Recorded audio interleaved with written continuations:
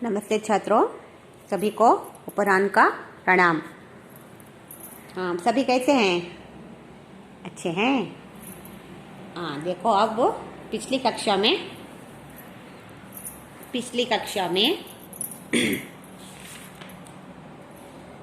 भीम और राक्षस का पाठ सुने थे और एकांकी सभी को मालूम है। अब आगे दूसरे पाठ के बारे में जानकारी प्राप्त करेंगे। इससे पहले मैं आप सभी को एक सरल से प्रश्न पूछती हूँ। अच्छा छात्रों, हमारा देश कौन सा है? कौन से देश के निवासी हैं? कौन सा हमारा देश? भारत। Very good. भारत देश के रहने वाले हैं, भारत देश के निवासी हैं हम सभी। हमारा देश कब आजाद हुआ? हमारे देश को आजादी कब मिली? हाँ, 1947, 15 अगस्त को। अच्छा बच्चों, अब हमारे देश में बहुत से महान व्यक्तियों ने हमारे भारत की कीर्ति के बारे में देश विदेशों में जाकर हमारे भारत की संस्कृति के बारे में, धर्म के बारे में, कीर्ति के बारे में सभी भाषण करके भारत की कीर्ति बढ़ाने की कोशिश किए हैं। इनमें से महान व्यक्तियों में से चंद व्यक्तियों के नाम बताओ। हाँ, और स्वामी विवेकानंदन। Very good. अब हम स्वामी विवेकानंद के बारे में चंद मालूमात प्राप्त करेंगे। हाँ, अच्छा बच्चों, इस पाठ को लिखने वाले लेखक के बारे में कुछ मालूमात हासिल करेंगे। सबसे पहले लेखक की परिचय। पाठ हो या गद्य हो या पद के बारे में, यानी पाठ या कविताओं के बारे में, लिखने वाले लेखकों के बारे में सबसे पहले हम जानकारी प्राप्त हासिल करना बहुत जरूरी है। इसीलिए अब देखो लेखक परिचय। इस पाठ के लेखक डॉक्टर जगदीश चंद्र हैं। इस पाठ लिखने वाले डॉक्टर जगदीश चंद्र हैं।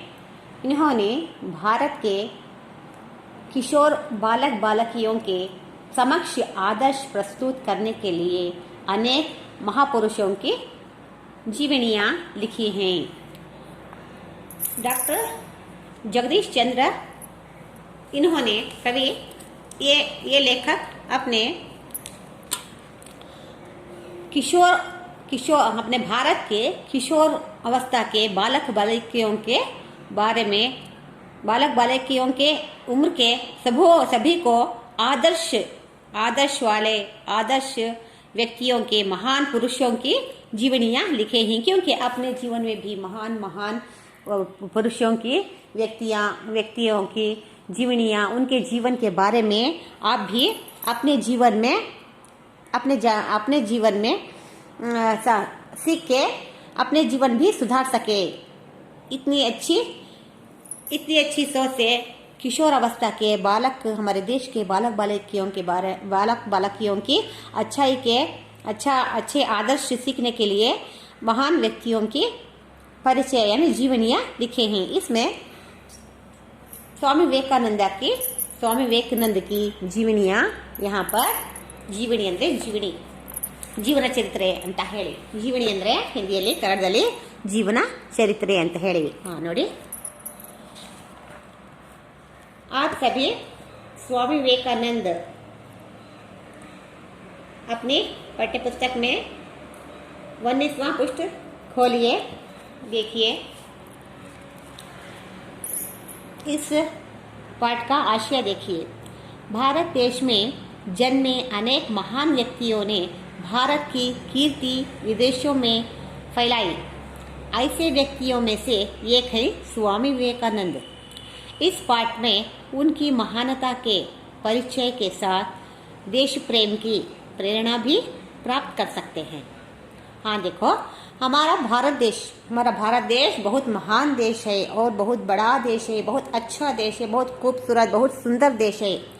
हमारे देश के बारे में कितना कहे तो भी कम ही है, क्योंकि इतना सुंदर देश है, इतना बहुत महान देश है। अनेक जात पात के, अनेक धर्म के लोग जीवित रहे तो भी अनेकता से एकता, क्योंकि इतने जात पात के लोग रहने से भी एक होकर मिलकर खुशी से अपना जीवन यहाँ पर बिता रहे हैं। इसलिए हमारा देश, भारत देश महान, हमारा Bharat, India is a great, मेरा भारत महान। कई कवियों, संतों, कई बड़े बड़े व्यक्तियों ने इस हमारे देश को अनेक तरह से, अनेक रीति से बहुत तारीफ किए हैं, बहुत प्रशंसा की है हमारे देश के बारे में। हमारे देश के बारे में हम सभी को भी प्रेम है, अभिमान है। हमारे देश के बारे में हमें बहुत अभिमान है, बहुत प्रेम है हमारे देश के बारे में। कोई भी हमारे देश के बारे में उंगली उठाने से और कोई भी निंदने से और कोई भी झगड़े फसाद करने से हमको कितना गुस्सा आता है, देखो कितना क्रोध आता है। हमें सभी को वो देशभक्त, ये देश प्रेम, देश अभिमान रहना चाहिए। इसी तरह भारत में बहुत महान व्यक्तियों जा चुके हैं। उसमें से स्वामी विवेकानंदन अपने जीवन में अपने भारत की कीर्ति, अपने देश प्रेम और अपने भारत की संस्कृति के बारे में दूसरे अनेक देशों को जाकर इसके बारे में बोले थे। इसके हमारे देश के बारे में भाषण करते थे। अब देखेंगे, मैं इस पाठ को पढ़ती हूँ, गौर से सुनिए और देखिए। भारत के इतिहास में स्वामी विवेकानंद का नाम अमर है। इस वीर सन्यासी ने देश विदेश में भ्रमण कर भारतीय धर्म और दर्शन का प्रसार किया तथा समाज सेवा का नया मार्ग दिखाया। स्वामी विवेकानंद का जन्म 12 जनवरी 1863 को कलकत्ता के एक कायस्थ घराने में हुआ था। उनके बचपन का नाम नरेंद्र देव था। उनके पिता श्री विश्वनाथ दत्त एक प्रतिष्ठित वकील थे। उनकी माता श्रीमती भुवनेश्वरी देवी धर्मपरायण महिला थी। बालक नरेंद्र का शरीर स्वस्थ, सुडौल और सुंदर था। कुश्ती लड़ने, दौड़ लगाने, घोड़ा सवारी करने और तैरने में उन्हें बड़ा आनंद मिलता था। वे संगीत एवं खेलकूद की प्रतियोगिताओं में भी भाग लिया करते थे। नरेंद्र आरंभ से ही पढ़ाई लिखाई में बड़े तेज थे। वे अपने स्कूल में सर्वप्रथम रहा करते थे। एंट्रेंस परीक्षा में भी वे प्रथम श्रेणी में उत्तीर्ण हुए थे। बीए की परीक्षा पास करने के बाद उन्होंने कानून का अध्ययन प्रारंभ किया। इसी बीच में उनके पिता का देहांत हो गया। अध्ययन काल में उनकी रुचि व्याख्यान देने और विचारों के आदान प्रदान करने में थी। इसी कारण उन्होंने अपने कॉलेज में एक व्याख्यान समिति बनाई थी और कई प्रतियोगिताओं का आयोजन भी किया था। पाश्चात्य विज्ञान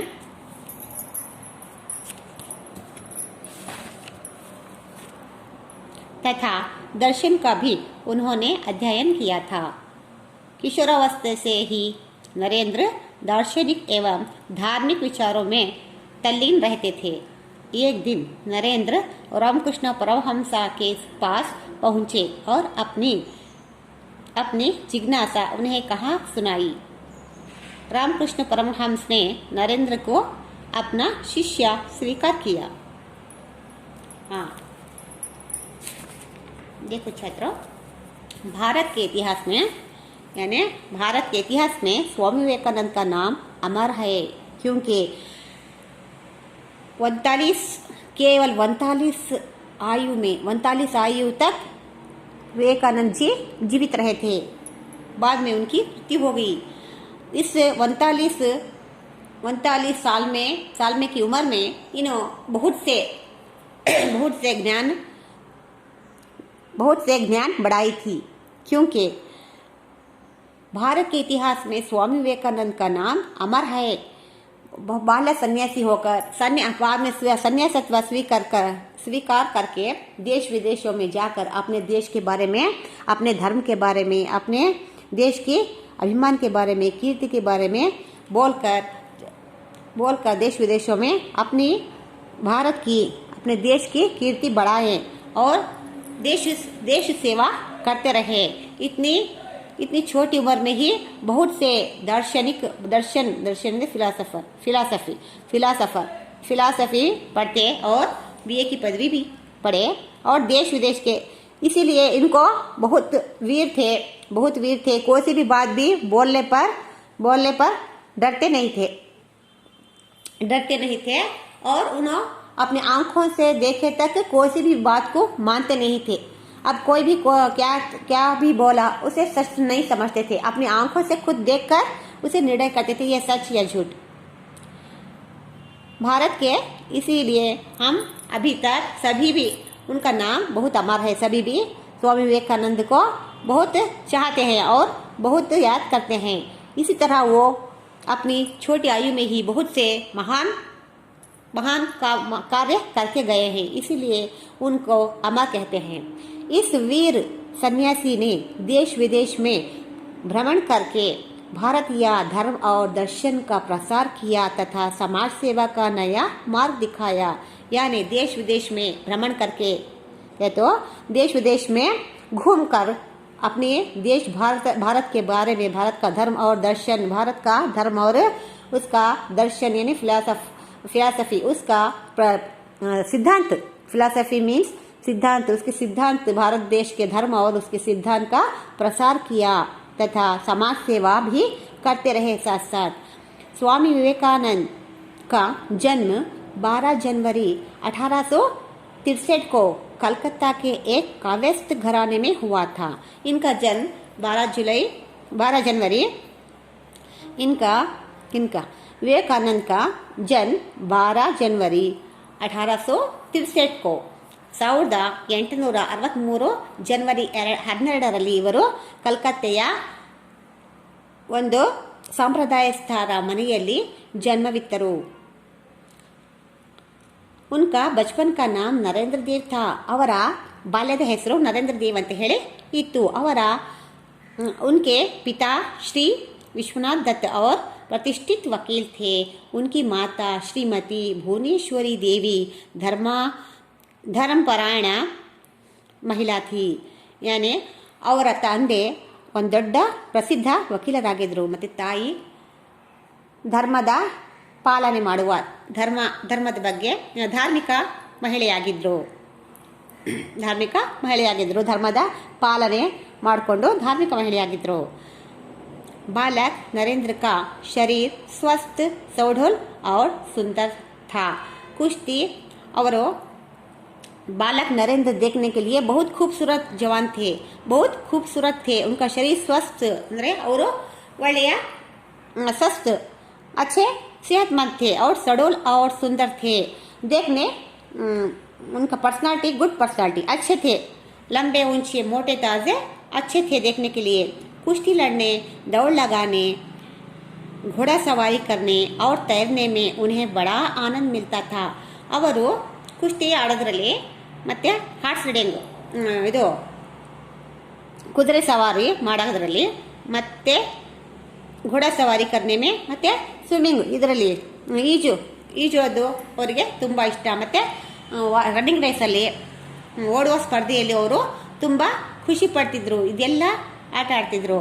ಮತ್ತು ಸಂಗೀತ एवं खेल कूद की प्रतियोगिताओं में भी भाग लिया करते थे। ಅವರು ಸಂಗೀತ ಮತ್ತು ಖೇಲ್ ಕೂದ್ ಎಲ್ಲ ಸ್ಪೋರ್ಟ್ಸಲ್ಲೂ ಕೂಡ ಅವರು ಭಾಗವಹಿಸ್ತಿದ್ರು, ಅವರು ಗೆಲ್ತಿದ್ರು, ಎಲ್ಲ ಅಭಿರುಚಿಯನ್ನು ಹೊಂದಿದ್ರು ಎಲ್ಲದರಲ್ಲೂ। ಈಜು ಹೊಡೆಯೋದ್ರಲ್ಲಿ, ಕುಸ್ತಿ ಆಡೋದ್ರಲ್ಲಿ ಮತ್ತು ಕುದುರೆ ಸವಾರಿಯಲ್ಲಿ ಸ್ಪೋರ್ಟ್ಸಲ್ಲಿ ಎಲ್ಲದರಲ್ಲೂ ಫಸ್ಟ್ ಇದ್ದರು, ಎಲ್ಲದರಲ್ಲೂ ಚೆನ್ನಾಗಿ ಆಡ್ತಾಯಿದ್ರು, ಸಂತೋಷ ಪಡ್ತಿದ್ರು. ನರೇಂದ್ರ ಆರಾಮ್ ಸೆ ಹಿ ಪಢಾಯಿ ಲಿಖಾಯಿ ಮೇ ಬಡೇ ತೇಜ್ ಥೇ. ಅವರು ಮೊದಲಿಂದನೂ ಓದೋದ್ರಲ್ಲಿ ತುಂಬಾ ಚುರುಕಿದ್ರು, ಒಳ್ಳೆಯ ಅಂಕಗಳನ್ನು ವೇ ಅಪ್ನೆ ಸ್ಕೂಲ್ ಮೇ ಸರ್ವಪ್ರಥಮ್ ರಹ ಕರ್ತೆ ಥೇ. ಅವರ ಕ್ಲಾಸಲ್ಲಿ ಎಲ್ರಿಗಿಂತ ಫಸ್ಟ್ ರ್ಯಾಂಕ್ ಬರ್ತಾಯಿದ್ರು, ತುಂಬಾ ಚೂಟಿಯಾಗಿದ್ರು, ತುಂಬ ಚೆನ್ನಾಗಿ ಓದ್ತಾ ಇದ್ರು. ನರೇಂದ್ರ ಎಂಟ್ರೆನ್ಸ್ ಪರೀಕ್ಷಾ ಮೇ ಭಿ वे प्रथम श्रेणी में उत्तीर्ण हुए थे. ಎಂಟ್ರೆನ್ಸ್ ಪರೀಕ್ಷೆಯಲ್ಲೂ ಕೂಡ ಅವರು फर्स्ट रैंक आगे फर्स्ट क्लास आग बंदरो. बीए की परीक्षा पास करने के बाद उन्होंने कानून का अध्ययन प्रारंभ किया. इसी बीच में उनके पिता का देहांत हो गया. ಆಮೇಲೆ BA ಪದವಿ ಆದಮೇಲೆ BA ಪದವೀಧರರಾದರು. BA ಪದವಿ ಆದಮೇಲೆ ಕಾನೂನು ಅಂದರೆ ಲಾ ಕಾಲೇಜ್ ಸೇರಿಕೊಂಡ್ರು. ಕಾನೂನು का अध्ययन शुरू किया, आरंभ किया. इतने में उनके पिताजी की मौत हो गई. ಅವರು BA ಪಾಸ್ ಮಾಡಿ BA ಪದವೀಧರರಾಗಿ ಆಮೇಲೆ ಲಾ ಕಾಲೇಜಿಗೆ ಅವರು ಯಾವಾಗ ಅಡ್ಮಿಷನ್ ಮಾಡಿಕೊಂಡು ಹೋಗ್ತಾ ಇದ್ರು ಅಷ್ಟರಲ್ಲೇ ಅವರ ತಂದೆಯ ಮರಣವಾಯಿತು, ತಂದೆ ಮೃತ್ಯು ಹೊಂದರು. ಅವರ ದೇಹಾಂತ ಹೋಗಯ, ಉನ್ಕ ದೇಹಾಂತ ಹೋಗಯ, ದೇಹಾಂತ ಅಂದರೆ ಮೃತ್ಯು ಅಂತ ಹೇಳಿ, उनका देहांत हो गया. अध्ययन काल में उनकी रुचि व्याख्यान देने और विचारों के आदान प्रदान करने में थी. अध्ययन काल में ಅವರು ಸ್ಟೂಡೆಂಟ್ಸ್ ಆಗಿದ್ರಲ್ಲ, ಆವಾಗ ಓದ್ತಿದ್ರಲ್ಲ, ಆವಾಗ ಅವ್ರಿಗೆ ವ್ಯಾಖ್ಯಾನ ದೇನೆ और ವಿಚಾರೋं की ಅಂದರೆ ಅವರು ಭಾಷಣ ಮಾಡೋದ್ರಲ್ಲಿ ತುಂಬ ನಿಸ್ಸೀಮಿನರು, ತುಂಬ ಚೆನ್ನಾಗಿ ಭಾಷಣ ಮಾಡ್ತಾಯಿದ್ರು. ಅವರು ಆದಾನ್ ಪ್ರದಾನ್ ಕರ್ನೆಗೆ, ಅವರು ಕೊಡೋದ್ರಲ್ಲಿ ತಗೊಳ್ಳೋದ್ರಲ್ಲಿ ಚೆನ್ನಾಗಿ ಇದು ಮಾಡ್ತಿದ್ರು, ಲೇವಾದೇವಿ ಚೆನ್ನಾಗಿ ಮಾಡ್ತಾಯಿದ್ರು. इसी कारण उन्होंने अपने कॉलेज में एक व्याख्यान समिति बनाई थी और कई प्रतियोगिताओं का आयोजन भी किया था.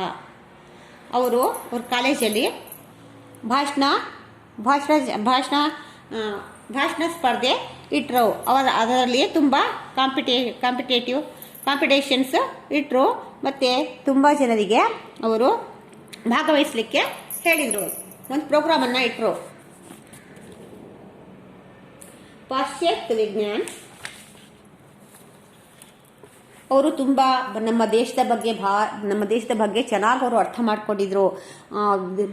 ನಮ್ಮ ಭಾರತ ದೇಶದ ಕೀರ್ತಿ ಹಿರಿಮೆಯನ್ನು, ಅಭಿಮಾನನ್ನು, ನಮ್ಮ ಭಾರತ ದೇಶದ ಚರಿತ್ರೆಯನ್ನು ನೀವು ಕೇಳಬೇಕಾದ್ರೆ ನೀವು ಫಸ್ಟು ವಿವೇಕಾನಂದರ ಜೀವನ ಚರಿತ್ರೆಯನ್ನು ಓದಿ ಅಂತ ಹೇಳಿ ನಮ್ಮ ರಾಬೀಂದ್ರನಾಥ್ ಟ್ಯಾಗೋರ್ ಕವಿಯವರು ಹೇಳ್ತಾ ಇದ್ರು. ಯಾಕಂದರೆ ಅಷ್ಟು ಚೆನ್ನಾಗಿ ಇವರು ನಮ್ಮ ಭಾರತ ದೇಶದ ಚರಿತೆ, ನಮ್ಮ ಭಾರತ ದೇಶದ ದಾರ್ಶನಿಕವಾಗಲಿ, ಧಾರ್ಮಿಕವಾಗಲಿ, ಇಲ್ಲಿ ಐತಿಹಾಸಿಕವಾಗಲಿ, ಆರ್ಥಿಕ ಸ್ಥಿತಿಯಾಗಲಿ ಎಲ್ಲನೂ ಚೆನ್ನಾಗಿ ಅಧ್ಯಯನ ಮಾಡಿದರು. ಚೆನ್ನಾಗಿ ಅಧ್ಯಯನ ಮಾಡಿದ್ರು. ಇಷ್ಟೇ ಚಿಕ್ಕ ವಯಸ್ಸಲ್ಲಿ ನೀವು ಎಷ್ಟಕ್ಕೊಂದು ಓದ್ತಾ ಇದ್ದೀರಲ್ಲ, ಹೆಂಗೆ ಓದಕ್ಕೆ ಸಾಧ್ಯ, ಹೆಂಗೆ ಓದ್ತೀರಾ ನೀವು ಅಂತ ಕೇಳಿದ್ದಕ್ಕೆ ಇವರು, ನಾನು ಎಲ್ಲ ಪುಸ್ತಕವನ್ನು ನಾನು ಓದಲ್ಲ, ಒಂದು ಪಾಠದ ಒಂದು ಫಸ್ಟ್ ಲೈನ್ ಓದ್ತೀನಿ, ಆಮೇಲೆ ಲಾಸ್ಟ್ ಲೈನ್ ಓದ್ತೀನಿ, ನನಗೆಲ್ಲ ಅರ್ಥ ಆಗ್ಬಿಡುತ್ತೆ, ಎಷ್ಟು ಜ್ಞಾನ ಇದೆ ನನಗೆ ಅಂತ ಹೇಳ್ತಾ ಇದ್ರು. ಅವರು ಅಷ್ಟು ಜ್ಞಾನಿಯಾಗಿದ್ದರು. ಅವರು ನಮ್ಮ ದೇಶದ ಬಗ್ಗೆ ಚೆನ್ನಾಗಿ ಅರ್ಥ ಮಾಡ್ಕೊಂಡಿದ್ರು. ಅದಕ್ಕೆ ನಮ್ಮ ಗುರುಗಳಾದ ಇವರು, ನಮ್ಮ ಕವಿಗಳಾದ ರಾಷ್ಟ್ರಕವಿ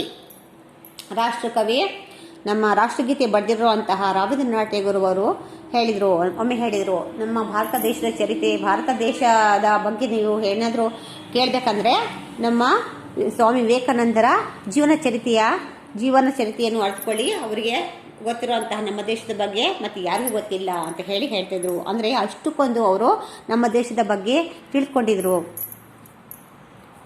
तथा दर्शन का भी उन्होंने अध्ययन किया था. किशोरावस्था से ही नरेंद्र दार्शनिक एवं धार्मिक विचारों में तल्लीन रहते थे. ಅವರು ಬಾಲ್ಯದಲ್ಲಿ ಕಿಶೋರಾವಸ್ಥಾ ಅಂದರೆ ಕಿಶೋರಾವಸ್ಥಾ ಯಾವುದು ನಿಮ್ಮ ಏಜ್ ಇದೆಯಲ್ಲ ಅದು ಕಿಶೋರಾವಸ್ಥಾ ಅಂತ ಹೇಳ್ತೇವೆ, ಬಾಲ್ಯ ಅಲ್ಲ. 8, 9, 10 ಅದು ಕಿಶೋರಾವಸ್ಥಾ ಅಂತ ಹೇಳ್ತೇವೆ. ಆ ಕಿಶೋರಾವಸ್ಥೆಯಿಂದಲೇ ಅವರು ನರೇಂದ್ರನಿಗೆ ದಾರ್ಶನಿಕ್ ಮತ್ತು ಧಾರ್ಮಿಕ್ ಅಂದರೆ ಟ್ರೆಡಿಷನಲ್ ಬಗ್ಗೆ ಮತ್ತು ಸಂಪ್ರದಾಯದ ಬಗ್ಗೆ ಧಾರ್ಮಿಕವಾಗಿ ಫಿಲಾಸಫಿ ಬಗ್ಗೆ ಅವರು ಚೆನ್ನಾಗಿ ಅರ್ಥ ಮಾಡ್ಕೊಂಡಿದ್ರು. ದಾರ್ಶನಿಕ ಮತ್ತು ಧಾರ್ಮಿಕ ವಿಚಾರಗಳಲ್ಲಿ ತಲ್ಲೀನರಾಗಿದ್ರು. ಅದ್ರ ಬಗ್ಗೆ ಚೆನ್ನಾಗಿ ಅರ್ಥ ಮಾಡ್ಕೊಂಡಿದ್ರು. ಏಕ್ ದಿನ್ ನರೇಂದ್ರ ರಾಮಕೃಷ್ಣ ಪರಮಹಂಸ ಕೆ ಪಾಸ್ ಪಹುಂಚೆ और अपनी जिज्ञासा उन्हें कहा सुनाई. ಒಂದ್ಸರಿ ಕಾಲೇಜಲ್ಲಿ ತಮ್ಮ ಪ್ರೊಫೆಸರ್ ಆದ, ತಮ್ಮ ಪ್ರಿನ್ಸಿಪಲ್ ಆದ ವಿಲಿಯಂ ಎಸ್ಟೆ ಅಂತ ಹೇಳಿ ಅವ್ರು ಪ್ರಿನ್ಸಿಪಲ್ ಆಗಿರ್ತಾರೆ. ಅವರಿಗೆ ಪಾರಮಸಿಯಾ ಅಂತ ಹೇಳಿ ಒಂದು ವರ್ಡಿಗೆ ಅವರು ಅರ್ಥ ಕೇಳ್ತಾರೆ. ಅದಕ್ಕೆ ನೀವು ನನಗಿಂತ ರಾಮಕೃಷ್ಣ ಪರಮಹಂಸರ ಹತ್ರ ಹೋಗಿ ಈ ವರ್ಡಿಗೆ ಅರ್ಥ ಕೇಳ್ಕೊಂಡು ಬನ್ನಿ ಅಂತ ಹೇಳಿ ಒಂದ್ಸರಿ ಕಳಿಸಿರ್ತಾರೆ. ಅವಾಗ ಅವರು ರಾಮಕೃಷ್ಣ ಪರಮಹಂಸರಿಗೆ ಹೋಗಿ ಹೇಳ್ತಾರೆ. ಅವರು स्वामी विवेकानंद कौन से बड़े आदमियों को देखते ही आप भगवान को देखे हैं क्या, ऐसा प्रश्न पूछते थे. आप भगवान को देखे हैं क्या? मुझे भगवान को देखने की बहुत इच्छा है, बहुत मैं मिलना चाहता हूँ. भगवान को आप देखे हैं क्या, आप देखे हैं क्या करके बड़े बड़े दार्शनिक बड़े बड़े गुरुओं को पूछते रहते हैं. ऐसा ही उन्होंने एक बार रामकृष्ण परमहंसा के पास जाकर पारमसी इस वर्ड का अर्थ पूछने जाते हैं. इस वाक्य का, इस शब्द का अर्थ पूछने जाते हैं और उनको पूछते हैं आप भगवान को देखे हैं क्या. हाँ, मैं भगवान को देखा हूँ करके वो बोलते हैं. आप भगवान को देखे हैं क्या करके और 2-3 बार पूछकर बहुत आश्चर्य होते हैं. क्योंकि भगवान को आप देखे हैं, मैं भी देखना है ना. हाँ, मेरे सामने बैठो करके बिठा लेकर उनके ऊपर अपने 2 पाँव भी अपने खांधे के ऊपर रखकर बैठते ही उनमें से बचपना था. सो अपने जीवन के ಬಾಲ್ಯದ ಸಂಗತಿನೆಲ್ಲ ಮರ್ತ್ಬಿಡ್ತಾರೆ. ಮೈ ಘರ್ಕು ಜಾತಾ ಹೂँ ಮೇರೆ ಮಾ ಬಾಪ್ ಹೈ ಕರ್ಕೆ ಹೇಳಿ ಎದ್ದು ಹೋಗ್ಬಿಡ್ತಾರೆ. ಇವತ್ತಿಗೆ ಸಾಕಿಷ್ಟು ಅಂತ ಹೇಳಿ ರಾಮಕೃಷ್ಣ ಪರಮಹಂಸರು ಹೇಳ್ತಾರೆ. ಆಮೇಲೆ ಎದ್ದು ಹೋಗ್ತಾರೆ. ಅವರಿಗೆ ಏನೋ ಒಂಥರ ನನಗೇನೋ ಪಡ್ಕೊಳ್ತಿದ್ದೀನಿ ಅನ್ನೋ ಅರಿವಾಗುತ್ತೆ. ಆಮೇಲೆ ಅವರು ಸೀದಾ ಮನೆಗೆ ಹೋಗ್ತಾರೆ. ಆಮೇಲೆ ಅಂದಿನಿಂದ ನಾನು ದೇವ್ರಿಗೆ ನೋಡ್ಬೇಕಲ್ಲ ಅಂತ ಹೇಳಿ ಇಚ್ಛೆ ಇಡ್ತಾರೆ. ಅವ್ರಿಗೆ ಇಚ್ಛೆ ಇರುತ್ತೆ, ನಾನು ದೇವ್ರಿಗೆ, ನೀವು ಹಾಗಾದರೆ ನಿಮಗೆ ದೇವ್ರಿಗೆ ನೋಡಿದ್ದೀರಾ, ನಾನು ದೇವ್ರಿಗೆ ನೋಡಬೇಕಲ್ಲ ಅಂತ ಹೇಳಿ ಅವರ ಹತ್ರ ಕೇಳ್ಕೊಡ್ತಾರೆ. ಅಪ್ನಿ ಜಿಜ್ಞಾಸಾ ಉನ್ಹೇ ಕಹಾ ಸುನಾಯಿ. ರಾಮಕೃಷ್ಣ ಪರಮಹಂಸ ने नरेंद्र को अपना ಶಿಷ್ಯ ಸ್ವೀಕಾರ ಕಿಯಾ. ಸ್ವಲ್ಪನೇ ಅವರಲ್ಲಿ ಪ್ರಭಾವಿತರಾಗ್ತಾರೆ. ದಿನ ಅವ್ರ ಹತ್ರ ಹೋಗಿ ಅವರ ಅದ್ಭುತಗಳನ್ನು ನೋಡಿ ಅವರ ಅಚ್ಚುಮೆಚ್ಚಿನ ಶಿಷ್ಯ ಆಗ್ತಾರೆ. स्वामी विवेकानंद स्वामी परमहंस के जीवन दर्शन से विवेकानंद इतने प्रभावित हुए थे कि उन्होंने अपने गुरु के संदेश का प्रसार करना चाहा. ಅವರು ಅಚ್ಚುಮೆಚ್ಚಿನ ಶಿಷ್ಯರಾಗಿರ್ತಾರೆ. ರಾಮಕೃಷ್ಣ ಪರಮಹಂಸರ ಬಳಿ ದಿನ ಹೋಗಿ ಸ್ವಲ್ಪ ಅವರ ಪ್ರವಚನವನ್ನು ಕೇಳಿ ಅವರ ವಿಚಾರವನ್ನು ಕೇಳಿ ಅವರು ಅದ್ಭುತವಾದ ಶಕ್ತಿಗಳಿಂದ ಅವರು ಮಾರು ಹೋಗಿ ಅವರ ಅಚ್ಚುಮೆಚ್ಚಿನ ಶಿಷ್ಯರಾಗ್ತಾರೆ. आमेले उन्होंने अपने गुरु के संदेश का प्रसार करना चाहा. जनता को सत्य की राह दिखाने के लिए सितंबर सन 1893 को वे संयुक्त राज्य अमेरिका गए.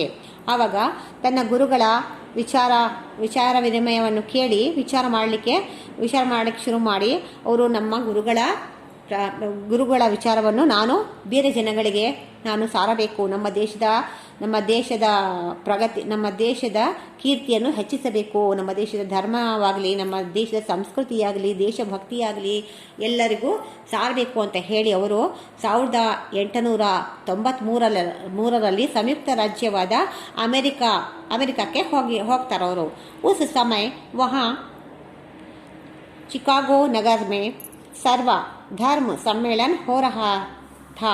इस महासभा में विवेकानंद ने भारतीय धर्म और तत्वज्ञान पर भाषण दिया. 1893ರಲ್ಲಿ ಅವರು ಚಿಕಾಗೋ ನಗರಕ್ಕೆ, ಅಮೆರಿಕದ ಚಿಕಾಗೋ ನಗರದಲ್ಲಿ ಸರ್ವಧರ್ಮ ಅಂದರೆ ಎಲ್ಲ ಧರ್ಮದ ಸಮ್ಮೇಳನ ಅಲ್ಲಿ ಆಗಿರುತ್ತೆ. ಎಲ್ಲ ಧರ್ಮದ ಬಗ್ಗೆ ಅವರು ವಿಚಾರವನ್ನು ಮಾಡಿರ್ತಾರೆ. ಎಲ್ಲ ಧರ್ಮದಲ್ಲಿ ಏನೇನಿದೆ ಅಂತ ಹೇಳಿ ವಿಚಾರ ಮಾಡಿರ್ತಾರೆ. ಆ ಶಿಕಾಗೋ ನಗರಕ್ಕೆ, ಅಮೆರಿಕದ ಶಿಕಾಗೋ ನಗರಕ್ಕೆ ಅವರು ಕೂಡ ನಮ್ಮ ಭಾರತದ ಧರ್ಮದ ಬಗ್ಗೆ, ನಮ್ಮ ಭಾರತದ ಕೀರ್ತಿಯ ಬಗ್ಗೆ, ಹೆಮ್ಮೆಯ ಬಗ್ಗೆ ಎಲ್ಲನೂ ವಿಚಾರ ಮಾಡಿಕೊಂಡು ಅವರಿಗೂ ತಿಳಿಸೋಣ ಅಂತ ಹೇಳಿ ಹೋಗಿರ್ತಾರೆ. ಆಗ इस महासभा में विवेकानंद ने भारतीय धर्म और तत्वज्ञान पर ಭಾಷಣ दिया. ನಮ್ಮ ಭಾರತದ ಧರ್ಮದ ಬಗ್ಗೆ ಮತ್ತು ತತ್ವಜ್ಞಾನದ ಬಗ್ಗೆ ಅವರು ಭಾಷಣವನ್ನು ಕೊಟ್ಟರು.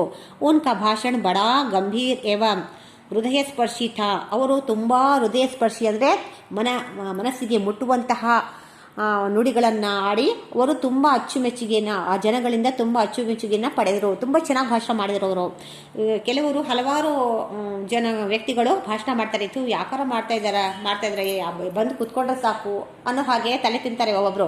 ಇವರ ಭಾಷಣ ಮಾತ್ರ ತುಂಬ ಚೆನ್ನಾಗಿತ್ತು, ತುಂಬ ಗಂಭೀರ ಮತ್ತು ಹೃದಯ ಸ್ಪರ್ಶಿಯಾಗಿತ್ತು. ಇವ್ರ ಭಾಷಣ ತುಂಬಾ ಚೆನ್ನಾಗಿ ಮಾತಾಡ್ತಾ ಇದ್ರು. ಅವರ ಭಾಷೆ ಇನ್ನೂ ಕೇಳಬೇಕು ಅನ್ನೋವಷ್ಟು ಮಟ್ಟಿಗೆ ಅವರು ಭಾಷಣವನ್ನು ಮಾಡ್ತಾ ಇದ್ರು. ಉನ್ಕಿ ವಾಣಿ ಸುನ್ಕರ್ श्रोतागण सुरद हो गए. कुछ समय तक वे अमेरिका में ही रहे और अपने भाषणों द्वारा लोगों को त्याग और संयम का पाठ पढ़ाया. ಅವರ ಭಾಷಣದಲ್ಲಿ ತಲ್ಲೀನರಾಗಿ ಹೀಗೆಯೇ ಅವರು ಕೇಳೋ ಸ್ಥಿತಿಯಲ್ಲಿ ತಂದುಬಿಟ್ರು. ಅವರಿಗೆ ಅಮೆರಿಕನ್ಸಲ್ಲಿ ಅವರು ವಿದೇಶಿಯರಾದರೂ ಕೂಡ ವಿದೇಶಿಯರಲ್ಲಿ ಮಾತಾಡಿದ್ರು ಕೂಡ ತುಂಬ ಚೆನ್ನಾಗಿ ಮಾತಾಡ್ತಾಯಿದ್ರು. ಅವರ ಮಾತಾಡುವ ಶೈಲಿಯೇ ನೋಡಿ ತುಂಬ ಜನ ಅಚ್ಚುಮೆಚ್ಚುಗೆಯನ್ನು ವ್ಯಕ್ತಪಡಿಸಿದರು. ಮತ್ತು ಅವರ ತ್ಯಾಗ ಮತ್ತು ಸಂಯಮಕ ಅವರ ತ್ಯಾಗ ಮತ್ತು ಸಂಯಮ ತ್ಯಾಗ ಮತ್ತು ಸಹನೆಯ ಬಗ್ಗೆ ತಿಳ್ಕೊಂಡ್ರು. इसके बाद वे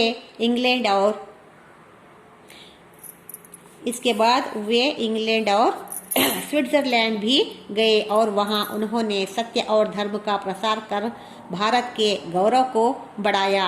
ಆಮೇಲೆ ಶಿಕಾಗೋ ನಗರ ಆದಮೇಲೆ ಅವರು ಇಂಗ್ಲೆಂಡ್ ಮತ್ತು ಸ್ವಿಟ್ಜರ್ಲ್ಯಾಂಡಿಗೂ ಹೋಗಿ ನಮ್ಮ ದೇಶದ ಕೀರ್ತಿಯನ್ನು, ಸತ್ಯ ಧರ್ಮವನ್ನು ಪ್ರಸಾರ ಮಾಡಿದರು ಮತ್ತು ನಮ್ಮ ದೇಶದ ಗೌರವವನ್ನು ಹೆಚ್ಚಿಸಿದರು. उनके अनेक विदेशी स्वामी जी के शिष्य बन गए. अनेक ವಿದೇಶಿಗಳು ನಮ್ಮ ಸ್ವಾಮಿ ವಿವೇಕಾನಂದರ ಶಿಷ್ಯರಾಗ್ಬಿಟ್ರು. उनमें से कुमारी मार्गरेट एलिजाबेथ का नाम उल्लेखनीय है.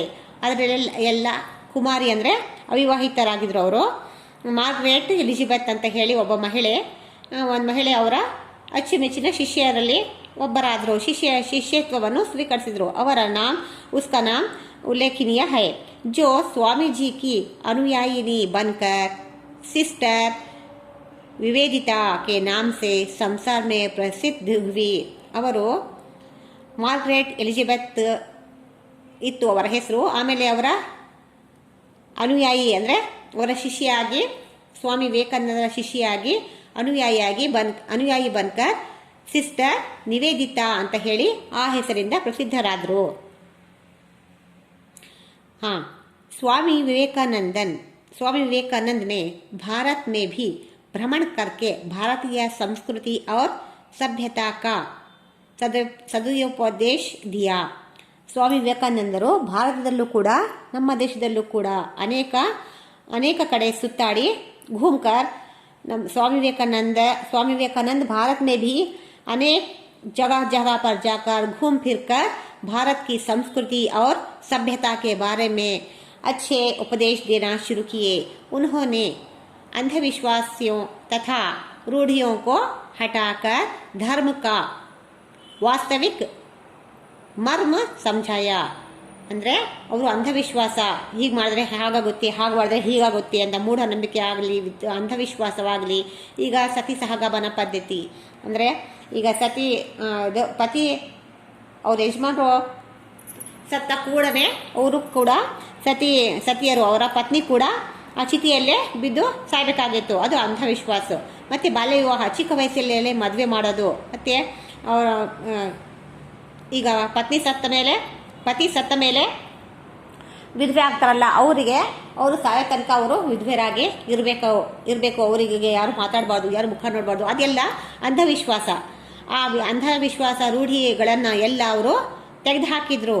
ಧರ್ಮ ಅವ್ರ ವಾಸ್ತವಿಕ ಮರ್ಮ ಸಮझाया. ಧರ್ಮ ಅಂದರೆ ಎಲ್ಲ ಧರ್ಮನೂ ಒಂದೇ, ಎಲ್ಲ ದೇವರು ಒಂದೇ, ಮೇಲು ಕೀಳಿಲ್ಲ, ಜಾತಿ ಧರ್ಮ ಏನೂ ಇಲ್ಲ, ಎಲ್ಲ ಮನುಷ್ಯರು ಮಾನವ ಕುಲನೇ ಒಂದೇ, ಎಲ್ಲ ದೇವರು ಒಂದೇ ಅಂತ ಹೇಳಿ ಎರಡೇ ಜಾತಿ ಇರೋದು, ಒಂದು ಹೆಣ್ಣು ಒಂದು ಗಂಡು ಅಂತ ಹೇಳಿ ಎಲ್ಲ ಸಾರಿದ್ರು. ಎಲ್ರಿಗೂ ಮೂಢನಂಬಿಕೆ ಅಂತ ಅನಿಷ್ಟ ರೂಢಿಗಳನ್ನಾಗಲಿ ಅದೆಲ್ಲ ತೆಗೆದುಹಾಕಿದ್ರು. ಸಾಧು सन्यासी वर्गों को भी उन्होंने शांति प्राप्त करने का नया मार्ग जताया. ಅಂದರೆ ಸುಮ್ಮನೆ ಕಳ್ಳ ಸನ್ಯಾಸಿಗಳಿರ್ತಾರೆ, ಸಾಧು ಸನ್ಯಾಸಿಗಳಿರ್ತಾರೆ. ಕಳ್ಳ ಸನ್ಯಾಸಿ ಒಳಗೆ ಏನೆಲ್ಲ ಮಾಡ್ತಾರೆ, ಇದು ಸುಳ್ಳು ಹೇಳ್ತಾರೆ, ದ್ರೋಹ ಮಾಡ್ತಾರೆ, ಮೋಸ ಮಾಡ್ತಾರೆ, ಮತ್ತು ಕೆಲಸ ಕೊಡ್ತೀವಿ ಅಂತ ಹೇಳಿ ಅವರಿಂದ ಲಂಚ ಇಸ್ಕೊಳ್ತಾರೆ. ಏನೆಲ್ಲ ಮಾಡ್ತಾರೆ ಅವರು. ಆಮೇಲೆ ಕುಡಿತಾರೆ, ಏನೇನೋ ಕೆಡಕು ಮಾಡ್ತಾರೆ. ಅವರು ಚೆನ್ನಾಗಿರಲ್ಲ ನೋಡೋಕ್ಕೆ ಅಂದರೆ ಅವರು ಚೆನ್ನಾಗಿರಲ್ಲ. ಒಳಗೊಂದು ಮೇಲೆ ಒಂದು ಮಾಡಿರ್ತಾರೆ. ಅಂಥವ್ರಿಗೆಲ್ಲ ಅವರು ಸಾಧು सन्यासी को अच्छे रास्ता चलना सिखाते हैं. उनका त्याग अपने संसार में का अपना गृहश्रम से त्याग करके अपने संन्यास अथवा क्यों स्वीकार करना, उस मार्ग पर क्यों चलना है, ये सभी सिखाते हैं. वर्ग को भी उन्होंने शांति प्राप्त करने का नया मार्ग जताया. वो था दीन दुखी जनों की ಸೇವಾ और ಸಹಾಯತಾ ಕಾ ಮಾರ್ಗ. ದೀನ ದಲಿತರಿಗೆ ಅವರು ಸಹಾಯವನ್ನು ಮಾಡ್ತಿದ್ರು. ಎಲ್ರಿಗೂ ತನ್ನ ಹತ್ರ ಇದ್ದಿದ್ದೆಲ್ಲ ಅವರು ಬೇರೆಯವರಿಗೆ ಕೊಟ್ಟು ಅವರ ದುಃಖದಲ್ಲಿರೋರಿಗೆ ಕಣ್ಣು ಹೊಡಿಸ್ತಿದ್ರು, ಅವರಿಗೆ ಸಹಾಯವನ್ನು ಮಾಡ್ತಾಯಿದ್ರು, ಅವರ ಸೇವೆಯನ್ನು ಮಾಡ್ತಾಯಿದ್ರು. स्वामी विवेकानंद ने समाज सेवा को परमात्मा की सेवा बतलाया. वे स्वयं भी समाज सेवा में लग जाते थे. ಅವರು ಸ್ವಾಮಿ ವಿವೇಕಾನಂದರು ಸಮಾಜ ಸೇವೆಯನ್ನು ಜನಗಳ ಸೇವೆಯನ್ನು ದೇವರ ಸೇವೆ ಮಾಡುವ ಹಾಗೆ, ದೇವರಲ್ಲಿ ನಂಬಿಕೆ ಇಡುವ ಹಾಗೆ, ದೇವರ ಸೇವೆ ಮಾಡ್ತಾ ಇದ್ದೀನೇನೋ ಅಂತ ಅನ್ನೋ ಅಷ್ಟು ಇದರಿಂದ ಚೆನ್ನಾಗಿ ಮಾಡ್ತಾ ಇದ್ರು. ಸಮಾಜ ಸೇವಾ ಮೇ ಲಗ್ ಜಾತೆ ಥೇ. सन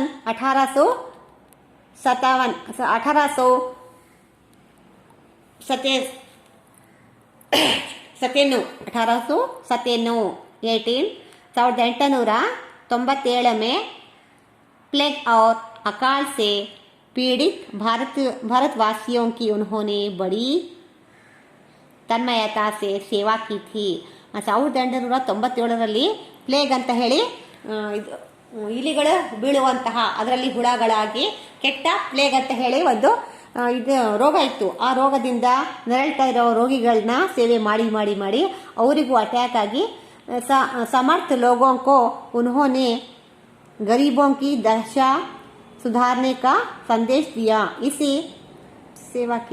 इसी ध्येय से उन्होंने कलकत्ता में रामकृष्ण मिशन की ಸ್ಥಾಪನಾ ಕಿ. ಆ ಪ್ಲೇಗ್ ರೋಗಿಗಳಿಗೂ ಅವರು ರೋಗ ನಿವಾರಣೆ ಮಾಡೋದು, ಸೇವೆ ಮಾಡೋದು ಅದನ್ನೆಲ್ಲ ಮಾಡಿದ್ರು.